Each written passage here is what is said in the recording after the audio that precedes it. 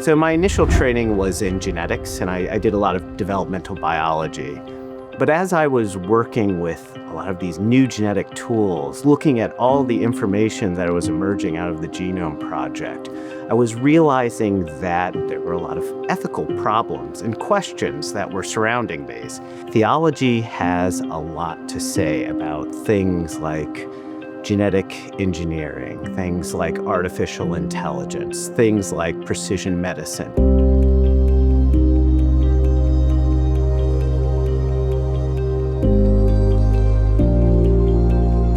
One of my fundamental areas that I'm engaging in is artificial intelligence. There are a number of problems that can span across a number of fields. And one of the places where we see it most heavily engaged is in the medical system. And this is using data we have from medical records, from new genomic technologies that can give your genome sequence. The goals of these are to help medical professionals design treatments for you.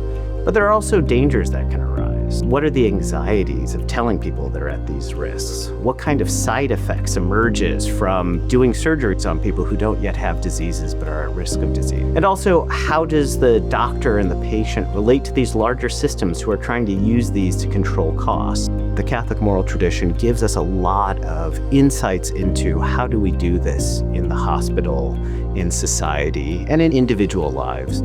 And an essential part of the Catholic understanding of the person is that we are made to be free, right? We are made to use our wisdom and our prudence and our judgments to act in our lives.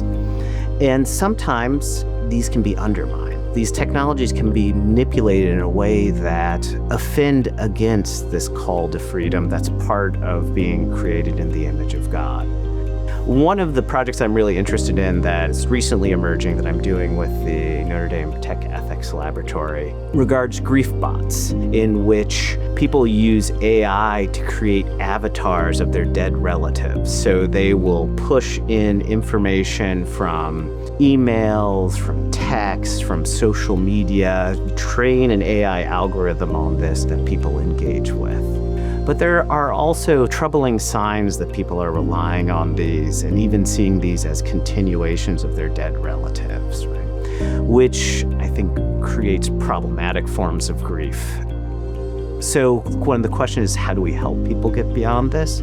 But also the deeper problem of this is just the tip of an iceberg of the way people are creating relationships with artificial agents. In the Catholic tradition, we're seen as relational. We are seen as always in relation to God, in relation to others, in relation to community. We're communal beings.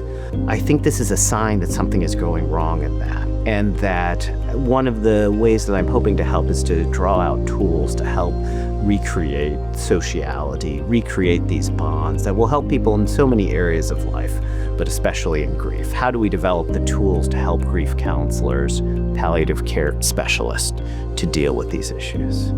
Well, I've been in a collaboration with the Vatican's Center for Digital Culture, an AI working group with them, to help think through these issues. And a large group of scholars are working together to develop concepts and ideas that we can help both the health system, but also the military, also companies doing program design. We can help them to do these things in ways that are just, in ways that really help those who need the most help in society.